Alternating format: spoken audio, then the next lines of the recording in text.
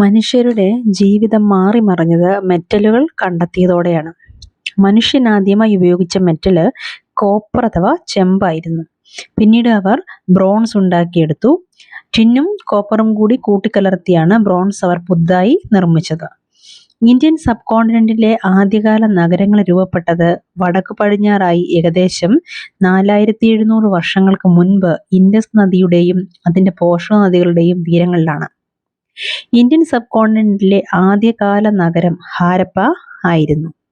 ബ്രിട്ടീഷുകാർ റെയിൽവേ പണിയുന്നതിനിടയിൽ കണ്ടെത്തിയ ഒരു കുന്നിൽ നിന്നായിരുന്നു ഹാരപ്പ നഗരത്തിന്റെ കണ്ടെത്തലിന്റെ തുടക്കം. ഇത് പിന്നീട് ഹാരപ്പൻ സിവിലൈസേഷൻ അഥവാ ഹാരപ്പൻ സംസ്കാരം എന്നറിയപ്പെട്ടു. ഹാരപ്പൻ സംസ്കാരത്തിന്റെ ഭാഗമായി കണ്ടെത്തിയ മറ്റു നഗരങ്ങൾ പാകിസ്ഥാനിലുള്ള പഞ്ചാബ്, സിന്ധ്, ഗുജറാത്ത്, രാജസ്ഥാൻ, ഇന്ത്യയിലെ പഞ്ചാബിലും കണ്ടെത്തിയിട്ടുണ്ട്. ഓരോ നഗരങ്ങളിലും വ്യത്യസ്ത തരം വസ്തുക്കളാണ് ആർക്കിയോളജിസ്റ്റുകൾ കണ്ടെത്തിയിരിക്കുന്നത്. ചുവന്ന നിറത്തിലുള്ള പാത്രങ്ങളിൽ കറുപ്പ് നിറത്തിൽ പെയിന്റ് ചെയ്ത് അലങ്കരിച്ചിരിക്കുന്നു. കൂടാതെ സ്റ്റോൺ വെയിറ്റ് കല്ലുകൾ കൊണ്ടുള്ള തൂക്കുകട്ടകൾ, സ്പെഷ്യലായിട്ടുള്ള മുത്തുകള്, സീലുകള്, വലിയ ബ്ലേഡുകൾ തുടങ്ങിയവയൊക്കെ പല സ്ഥലങ്ങളിൽ നിന്നും കണ്ടെത്തിയിട്ടുണ്ട്. ഹാരപ്പൻ സിവിലൈസേഷന്റെ ഭാഗമായി ഇന്ത്യൻ സബ് കോണ്ടിനെന്റിൽ കണ്ടെത്തിയിട്ടുള്ള ആദ്യകാല നഗരങ്ങൾ ഇവയാണ്: മോഹൻജുദാരോ, രാഖിഗർഹി, കാലിബംഗൻ, ഗൻവേരിവാല, സോട്കോകഹ, ചാൻഹുദാരോ, ധോളവിര, സുർക്കോട്ടഡ, ലോത്തൽ. ഇതില് ധോളവിരയും സുർക്കോട്ടഡയും ലോത്തലും ഇന്ത്യയിലുള്ള സ്ഥലങ്ങളാണ്.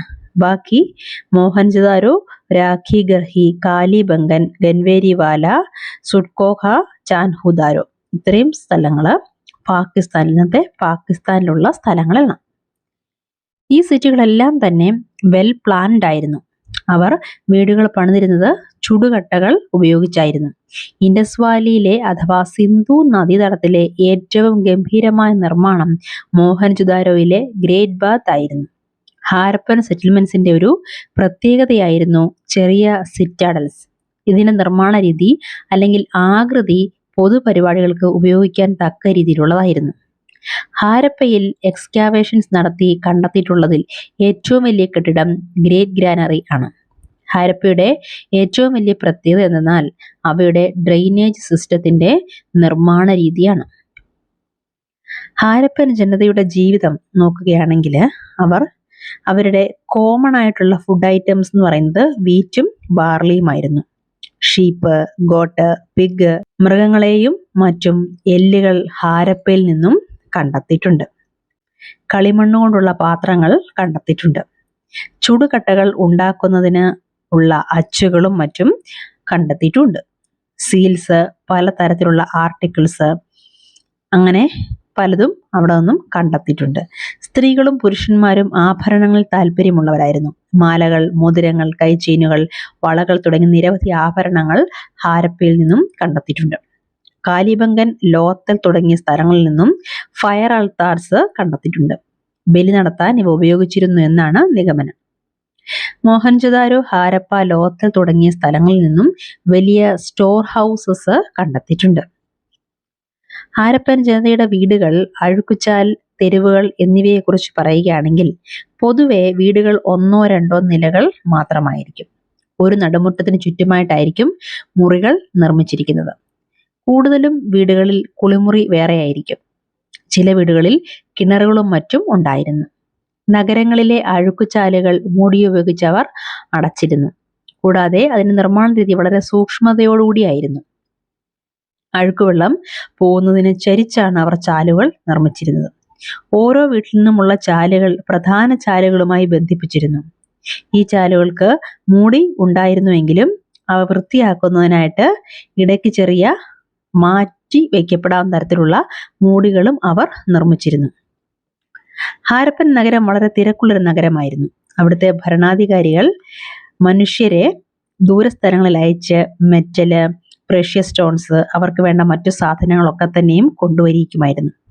ടെറാക്കോട്ട ടോയ്സ് സൈറ്റുകളിൽ നിന്നും കണ്ടെത്തിയിട്ടുണ്ട്. സീലുകളും കണ്ടെത്തിയിട്ടുണ്ട്. കോയിൻസ് കൃത്രിമമായി നിർമ്മിച്ചെടുത്ത ഒരു മെറ്റീരിയലാണിത്. ഇത് പശ പോലെയുള്ളവയും മറ്റുള്ള വസ്തുക്കളിൽ തേച്ചു പിടിപ്പിച്ചാൽ അവ തിളങ്ങുകയും ചെയ്യും. സാധാരണമായി നീല നിറത്തിലും കടൽപ്പച്ച കളറും ആണ് ഈ ഫൈൻസിന് കണ്ടുവരാറുള്ളത്. ഇനി ഹാരപ്പൻ സംസ്കാരത്തിന്റെ ട്രേഡ് വ്യാപാരത്തെക്കുറിച്ച് പറയുകയാണെങ്കിൽ വളരെ അഭിവൃദ്ധിപ്പെട്ട ഒരു വ്യാപാരമായിരുന്നു ഹാരപ്പയിലേത്. വളരെ ദൂരം വരെ ഈ വ്യാപാരം വ്യാപിച്ചിരുന്നു. ചരക്കുകൾ പുറത്തു നിന്നും വന്നിരുന്നു. കോപ്പർ രാജസ്ഥാനിൽ നിന്നും, ഗോൾഡ് കർണാടകയിൽ നിന്നും, വിലപിടിപ്പുള്ള കല്ലുകൾ ഇറാൻ, അഫ്ഗാനിസ്ഥാൻ തുടങ്ങിയ സ്ഥലങ്ങളിൽ നിന്നും എത്തിയിരുന്നു. ഇൻഡസിൽ നിന്നും മെസൊപ്പൊട്ടേമിയൻ സീലുകൾ കണ്ടെത്തിയിട്ടുണ്ട്. അതേപോലെ ഇൻഡസ് വാലിയിലെ സീൽസും മെസൊപ്പൊട്ടേമിയയിൽ നിന്നും കണ്ടെത്തിയിട്ടുണ്ട്. ഗുജറാത്തിലുള്ള 2 ഹാരപ്പൻ നഗരങ്ങളെ കുറിച്ചിട്ടാണ് ഇനി പറയുന്നത്. ധോളവരയും ലോത്തലും. ധോളവരയിൽ നിന്നും ശുദ്ധമായ ജലത്തിന്റെയും ഫലഭൂയിഷ്ഠമായ മണ്ണിന്റെയും ഒക്കെ അടയാളങ്ങൾ കണ്ടെത്തിയിട്ടുണ്ട്. ലോത്തല് സ്റ്റോണ്, ഷെല്ല്, മെറ്റൽസ് തുടങ്ങിയവ കൊണ്ടുള്ള വസ്തുക്കൾ നിർമ്മിച്ചിരുന്ന ഒരു പ്രധാന സെന്റർ ആയിരുന്നു എന്ന് നമുക്ക് മനസ്സിലാക്കാൻ സാധിക്കുന്നു. ഇനി ഇൻഡസ് വാലി സിവിലൈസേഷന്റെ പതനം, ഡിക്ലൈൻ എങ്ങനെയാണ് സംഭവിച്ചതെന്ന് വെച്ചാൽ 2500 BCക്കും 1500 BCക്കും ഇടയിലാണ് ഇൻഡസ് വാലി സിവിലൈസേഷന് നാശം സംഭവിച്ചത്. ഇൻഡസ് വാലി സിവിലൈസേഷൻ നശിക്കാൻ കാരണം ഒരുപക്ഷെ ഭൂകമ്പമോ വെള്ളപ്പൊക്കമോ സിന്ധു നദിയുടെ ഗതിമാറ്റമോ ആവാം.